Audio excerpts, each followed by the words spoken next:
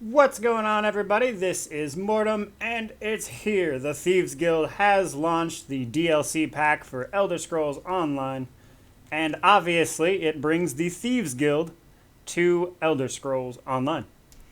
Now, the big thing here is they added a new zone called Hughes Bane that includes the city of Abba's Landing, which they claim is the most elaborate city they have in ESO.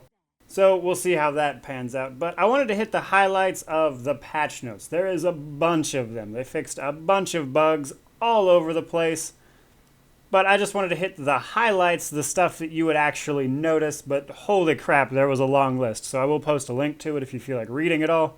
But I'm just going to hit the highlights. So the big thing here is that they added the Thieves Guild in, which has its own quest line, as well as introduces a new larceny system, which is kind of like daily quests that have you stealing stuff from across Tamriel. Also, in the city of Abba's Landing, you can trespass places, and there are places in the city that you're just not allowed to be as a civilian, and simply being there is illegal. So that's something they added. There will be secret stashes throughout the city that you can find. Apparently they're supposed to blend in. They weren't too specific about how that's going to work. Also, the Thieves Guild is supposed to be adding in Edicts, which are consumable items that you can just carry with you that then you can use to pay off a bounty. It also adds the Thieves Guild passive skill line, which is mostly just standard stuff, like it decreases the range you'll be seen from at stealth, as well as it adds a clemency thing where you can it's basically another form of persuasion, kind of the intimidate and the other one for the Mages Guild I can't remember the name of.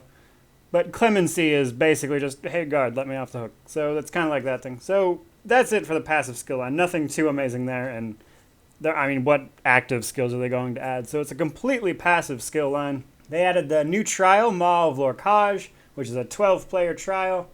They added assistants, which are basically just little followers that perform a service. So you can pick up a merchant assistant, a banker assistant, a fence assistant, etc., etc.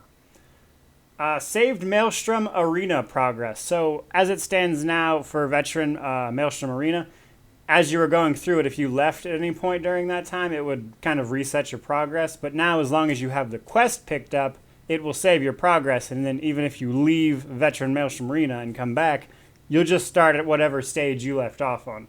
They vastly improved the grouping tool. And best I could tell, they basically just mimicked WoW in that regard. Pretty much everything I saw and read lends to that. That's kind of how it's functioning now, which isn't necessarily a bad thing. WoW has a great grouping system. Probably the thing I'm most excited about, sadly enough, is scrolling combat text, which is just as you hit damage numbers and everything else, they will appear and scroll should you choose to want that. Also, and questionable, they are no longer supporting DirectX 9 or 32-bit Mac game clients. So if you have DirectX 9 version, or you're running it off that, or you had a graphics card that used that version, it's not going to work anymore. They're only supporting DirectX 11 and the 64-bit client for Mac. The 32-bit PC client will still be supported. So, and the champion system was removed from non-vet Cyrodiil and the Azura's Star campaign. So in non-vet Cyrodiil campaigns, as well as Azura's Star campaign, the champion system does not get used, which is mostly to level out all of the crazy buffs it gives you as a non-vet player. And when you would finish your main alliance quests and you could move on to the extra alliance quests, it used to go in a certain order. For instance, for the Daggerfall Covenant, I couldn't go straight to the Ebonheart Pact. I had to first go through the Aldmeri Dominion. Now, as of hitting veteran rank 1, you get to choose which one you get. You can just pick up the quest for it and go on. I think you can actually have both going at the same time if I read it properly. And it's worth noting that should you get to that quest point before you actually hit VR1, that will also unlock it. But if you hit veteran rank 1 before you finish your main story quest, then you can still go and do those other zones now. They added 5 new motifs. There's quite a few of them from the dailies in Orsinium, as well as the dailies in Hughes Bane. And there is one for completing the, I believe it's Cadwell's Silver, which is the second extra set of Alliance quests. And lastly, they added a collection category called Mementos, which is for all of those items you would pick up in public dungeons that were cool, but they didn't really have a use.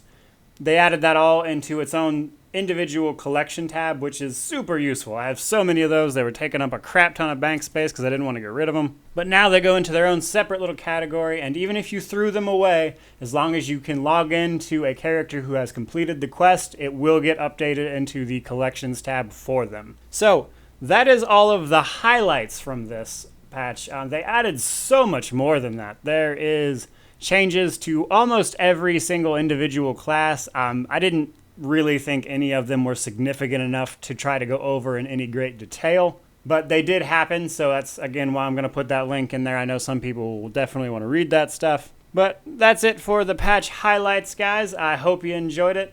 Thank you so much for watching. If you enjoyed the content, please subscribe, but I hope you have a great day either way.